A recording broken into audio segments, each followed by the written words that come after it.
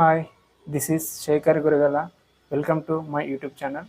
ఈరోజు మనం ఏదైనా జాబ్ సాధించడానికి ముఖ్యమైన వాటిలో మనకు ఉండాల్సినది ఏంటిదంటే ప్రిపరేషన్లో భాగంగా టైం టేబుల్.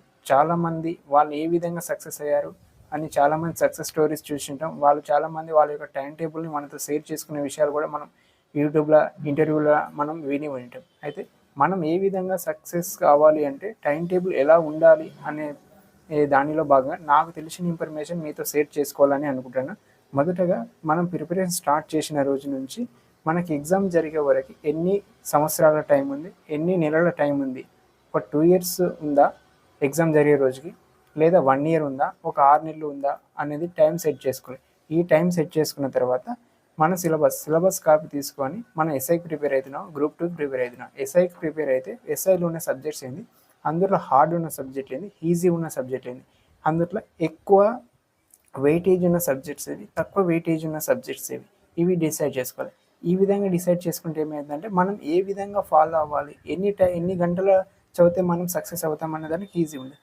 ఒకవేళ ఒక 2 ఇయర్స్ మనకు ఎగ్జామ్ నాటికి ఒక 2 ఇయర్స్ ఈ రోజు నుంచి ప్రిపేర్ స్టార్ట్ చేస్తే ఎగ్జామ్ నాటికి 2 ఇయర్స్ టైం ఉంటే ఏం చేయాలి, ఒక 6 నుంచి 8 గంటలు ఈజీగా చదివితే, అంటే ఎక్కువ స్ట్రెస్ లేకుండా ఓపీగా చాలా కూల్గా అప్పుడు ఒక 3 అవర్స్ ఇప్పుడు ఒక 2 అవర్స్ చదివితే డైలీ ఒక 6-8 అవర్స్ చదివితే ఈజీగా ఉంటుంది. అలా కాకుండా 1 ఇయర్ ఉన్నప్పుడు ఒక 8 to 10, 6 మంత్స్ ఉన్నప్పుడు ఒక 12-13 అవర్స్ చదివే విధంగా టైం సెట్ చేసుకోవాలి. ఈ టైం సెట్ చేసుకున్న తర్వాత మనం ఇంతకుముందు సబ్జెక్ట్స్ ఎలా డివైడ్ చేసుకోవాలని చెప్పినాం కదా.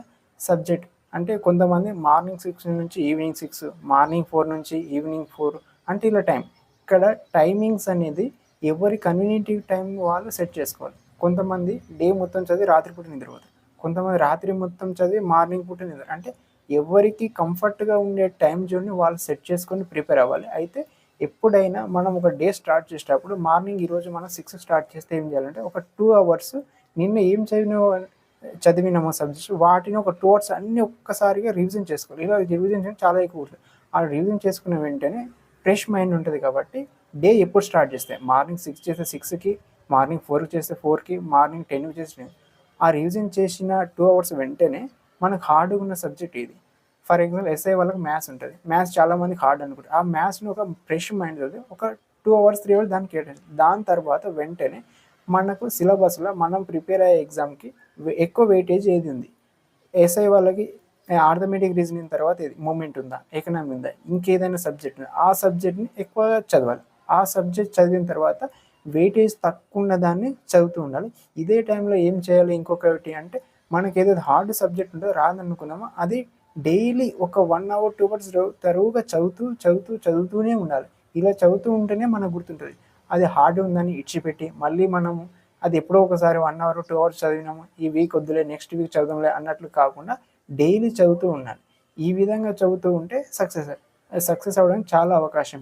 ఇలా డిసైడ్ చేసుకున్నాక కాంపిటేటివ్ ఆస్పిరెంట్లు 2 విధాలు ఉంటారు నాకు తెలిసి. ఎలా అంటే టోటల్ ఆస్పిరెంట్ అంటే ఈ జాబ్ కోసమే చదివే వాళ్ళు కొంతమంది ఉంటారు. వీళ్ళకి ఏంటంటే చాలా టైం ఉంటుంది. ఇంకొంతమంది ఎలా ఉంటారంటే ఏదైనా కాంపిటేటివ్ ఫీల్డ్లో పనిచేస్తూ గవర్నమెంట్ జాబ్ ప్రిపేర్ అయ్యే వాళ్ళు ఉంటారు. కాంపిటేటివ్ ఫీల్డ్కి జాబ్ కోసం ప్రిపేర్ అయ్యే వాళ్ళు, ప్రైవేట్ సెక్టర్ ఉన్న వాళ్ళు ఎలా ప్రిపేర్ అవ్వాలంటే వాళ్ళ డేని మొత్తము డ్యూటీ టైంని ఎడ్యుకేషన్కి సెట్ చేసుకోవాలి. ఎలా అంటే ఒక మార్నింగ్ వీలైనప్పుడు ఒక 2-3 అవర్స్, ఈవినింగ్ డ్యూటీ అయిపోయిన తర్వాత 2-3 అవర్స్, ఒక 5 to 6 అవర్స్ ఎప్పుడు నోటిఫికేషన్ లేని ఎగ్జామ్స్ లేని టైంలో ప్రిపేర్ అయ్యే విధంగా సెట్ చేసుకొని, ఎప్పుడైతే ఒక 6 నెలల ముందు ఎగ్జామ్కి 6 నెలల ముందు ఆ డ్యూటీ బంద్ చేసి టోటల్గా ప్రిపరేషన్ స్టార్ట్ చేసి ఒక 10 నుంచి 12 గంటలు ఇలా సెట్ చేసుకుంటే ప్రైవేట్ సెక్టర్లో పనిచేస్తూ కూడా గవర్నమెంట్ జాబ్ కొట్టడానికి చాలా ఎక్కువ అవకాశాలు ఉంటాయి.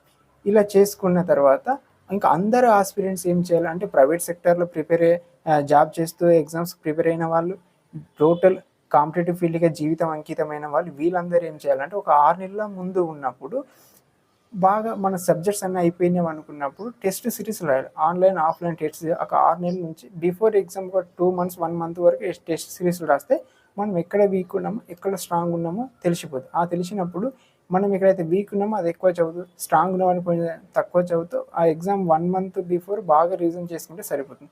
అయితే ఈ రివిజన్ అని చెప్పాను కదా, ఈ రివిజన్ చేసే విధానం ఏ విధంగా ఉండాలంటే మనం ఏదైనా సబ్జెక్ట్ అయిపోయినప్పుడు ఈరోజు మార్నింగ్ నుంచి ఈవినింగ్ వరకు ఒక సబ్జెక్ట్ చదివితే ఈవినింగ్ వెళ్ళేటప్పుడు ఒకసారి రివిజన్ చేసుకోవాలి. మళ్ళీ మార్నింగ్ వచ్చినప్పుడు దాన్ని నిన్న ఏం చదివినాం అనేది దాన్ని మళ్ళీ ఒకసారి మళ్ళీ షార్ట్ ఒక 1 అవర్ 2 అవర్స్ రివిజన్ చేసుకోవాలి. ఇలా రివిజన్ చేస్తూ ఉంటే ఎక్కువ టైం గుర్తుండడానికి అవకాశం ఉంటుంది. అయితే మీ కన్వీనియంట్ టైంని ఒక 10 అవర్స్ 8 అవర్స్ అనేది మీకు ఎలా వీలైతే అలా టైం సెట్ చేసుకొని ప్రతి 2 అవర్స్ ఒకసారి బ్రేక్ తీసుకుంటూ వాటర్ కానీ టీ కానీ తాగుతూ అలా ప్రతి 2 అవర్స్ బ్రేక్ ఉంటూ చదువుతుంటే మైండ్ కూడా చాలా ఎక్కువగా మైండ్లోకి ఎక్కడానికి ఉంటుంది. కంటిన్యూస్గా 4 అవర్స్ 5 అవర్స్ అలాగే కూర్చొని చదివితే మైండ్ కూడా డిస్టర్బ్గా ఉంటుంది. ఇంకొక మెయిన్లీ ఏంటంటే మనం ఉండే ఏరియా అంటే మనం చదవాలనుకునే ఏరియా అట్మాస్ఫియర్ కూడా చాలా పీస్ఫుల్గా ఉండాలి. లైక్ స్టడీ హాలో, లైబ్రరీనో, ఇంకా లేకుంటే మన ఇంటి దగ్గర ఉంటే అక్కడ మనం ఒక స్టడీ రూమ్ని ఏర్పాటు చేసి పీస్ఫుల్ వాతావరణం ఏర్పాటు చేసుకుంటే మనం ఈజీగా ఎక్కువ చదివి చాలా స్కోర్ చేయడానికి అవకాశం. ఇలాంటి అట్మాస్ఫియర్ను మనం ఏర్పాటు చేసుకోవాలి.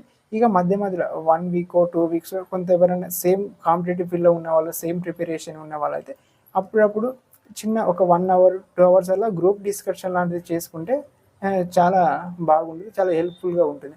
అలానే గ్రూప్ డిస్కషన్ కోసం అని ఎక్కువ టైం వేస్ట్ చేసుకోకూడదు. కొంచెం ఒక 10-15 మినిట్స్ అలా ఎప్పుడైనా గ్రూప్ డిస్కషన్ చేసుకుంటే చాలా బాగుంటుంది.